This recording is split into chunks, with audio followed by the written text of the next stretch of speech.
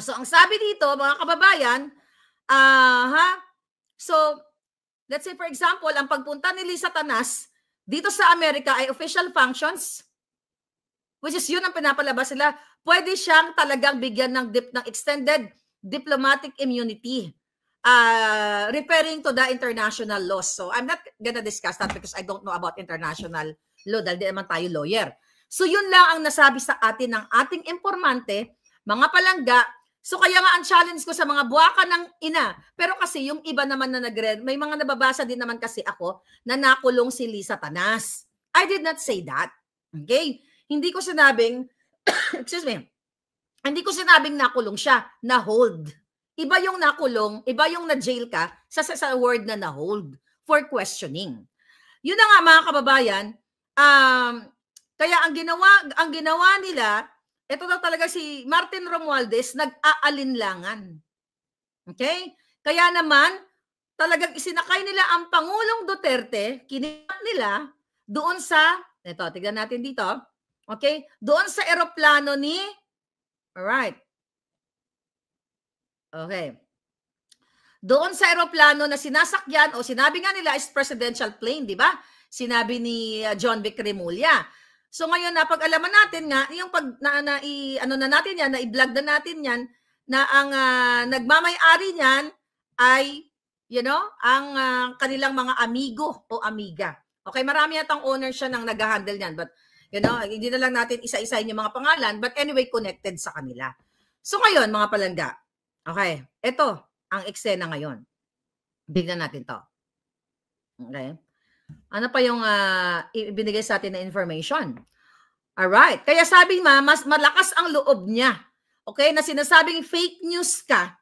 Sabi ng ating informant, fake news ka kasi may extended immunity siya. Kaya nga sabi ko dun sa kausap ko, sabi ko palang I did not say na nakulong siya. Ang sinabi ko, allegedly na-hold siya. Alright? So ngayon, mga kababayan, okay? Sabi daw ni Tambaloslos, kay Bangag, wag na nating ituloy ito. Kasi hindi natin alam kung ano magiging reaksyon ng taong bayan. Baka dito tayo matatapos o mapapahamak. Alright? At ang sabi nga dito, okay, dito na raw si Lisa Tanas magre-retire sakaling magkaroon ng change of government o maipatumba ang gobyernong Bangag. Basta siya lahat ang nag-orchestrate ng pagdukot kay Pangulong Duterte. Last minute, tumawag daw to si Martin Romualdez at saka si Lisa Tanas, ay si Bangag Jr. kay Lisa Tanas, na wag na nating ituloy ito kasi hindi natin alam yung repercussion nito sa mga tao. Ngayon, dahil sabi nga ng importante natin, malapit din sa kanila, wala naman talaga si Bangag Jr. Walang alam. Kaya sunod-sunuran si Lisa Tanas. Nung sinabi daw ni Lisa Tanas, ay ni Tambaloslos at ni Bangag, wag na nating ituloy ito, nagsisigaw at nagwawala daw si Lisa Tanas na dapat ituloy yan. Dukutin at kidnapin ang Pangulong Duterte o i-extract ang Pangulong Duterte. Okay? Yan ang marching order. Yan ang extraction ni Lisa Tanas. At another thing na binigay sa atin ng informante, yung zero budget, maisingit ko lang kasi kasama sa information. Ang nagpa-zero budget talaga sa PhilHealth ay si Marcos Jr. at si Lisa Tanas. Tandem silang dalawa. Kaya nga mga kababayan, hindi nyo ba nakikita? Whether galit kayo sa pagmumukha ko, dahil yung bunganga ko umaabot hanggang Mars, pero isipin nyo ang inyong future.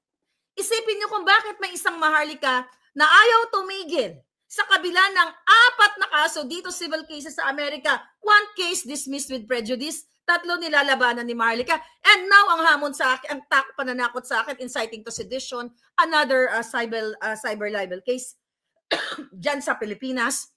Sabi ko nga, bring it on. Tanga ka na lang siguro kung bakit ang isang Maharlika ay tinatarget. I'm just an ordinary person like you. It's just so happy na yung bunganga ko kasing laki ng mundo. Kaya naaabot lahat ng mga impormasyon sa buong mundo. Kaya sila gustong ipa-assassinate ako, ipagurgur ako, kasuhan ng patong-patong. At hindi nga po ako natatakot.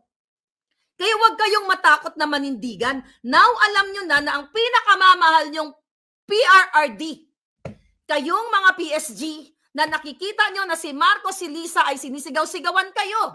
May mga namatay na nga na PSG na hindi nila ni-report. Di ba? Kayo dyan, manindigan kayo para sa bayan. Is that inciting? Ang sabi ko lang, manindigan kayo. Mag-speak up kayo, sabihin nyo sa taong bayan because you're there to what? To serve and protect the people and to protect the soberanya na sinasabi ninyo. Ngayon, nakita nyo na, kita ninyo, yung, andito ka pala, Lisa Tanas, nandito ka, kung nandito ka sa Amerika, I challenge you. Dito tayo magbabakpakan sa korte. Total, nagpa-picture-picture ka doon sa sa abogada na nag-represent kay Johnny Depp kasi panindak nila sa akin yun eh. Nasindakin ko to, tangina, abogado di, ano ba yan? Campanilla ang tawag dyan sa Pilipinas, di ba? Sindakin ko to. Gusto ko pong sabihin sa inyo, sa kabila ng panggigipit nila sa akin, sinusubukan nila akong gipitin pero lumalaban po ang isang Maharlika. So kaya nga sina-challenge kita, buha ka ng ina mong kidnapper ka. Kung nasa Amerika ka, file a case against me na tinatawag kitang kidnapper at smuggler ka at ang asawa mo ay addictus benedictus. With that, I can present ng mga ebidensya ng pinagnangak-ngak ko dito. Andito ka pala, dito ka mag-retire, tang-ina ka. Oh, harap-harapan tayo, kaso sa kaso, di ba? Ang tapang mo dahil ginagastos ng pera ng bayan. Ako, anong ginagawa ko? Kahit sa kabila ng sitwasyon, okay, ng buhay ko, dahil di naman ako mayaman sa Amerika, okay, nilalabanan ko sila at my own expense, di ba, ng aking pakikipaglaban dito at my own expense, na walang pera ng China, walang pera ng Pogo, di ba, ng Pogo, at kung kanino pa. Kaya manindigan kayo, paulit-ulit kong sinasabi, orchestrated ang pagdukot kay Pangulong Duterte. And now, yan sa mga nag-e-echo ng mga vloggers. Now, alam nyo na hindi siya nakulong dahil meron siyang extended immunity dahil pinalabas niya yung kanyang pagpunta dito sa Manila International Film Fest ay working visit. So yun pala ang kadahilanan and lawyers can attest that kung ano yung mga batas-batas sa ganyan, extended So, pero posible na siya nga ay na inquest proceeding ang tawag dyan, di ba? Natanong siya, na-interrogate siya.